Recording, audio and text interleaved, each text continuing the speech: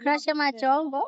Ususe-workshop emasebhisini, album launch kaVukani Nzama, uzokwenzani nena? Lana ngizophefoma nami ingoma kaZahara iyanyuswa ifeaturing uShenge neCrush Majongo. Alright, so lindela lokho estage, sokulindela nje une-stage. Ningilindele bafethu stage ngizobe ngisho nje ithi loliwe yewe ma. Manje uthini ngababukeli abagcwele laphayana e-workshop abazoneseka, uthini ngabo, kuthini ukubonga kwakho kubona?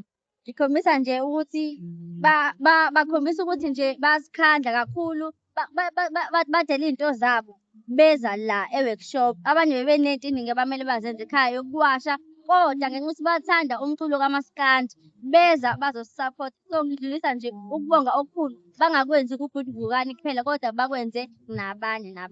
Imaphi amazwi amnandi ongawasho kubaba uVukani Nzama?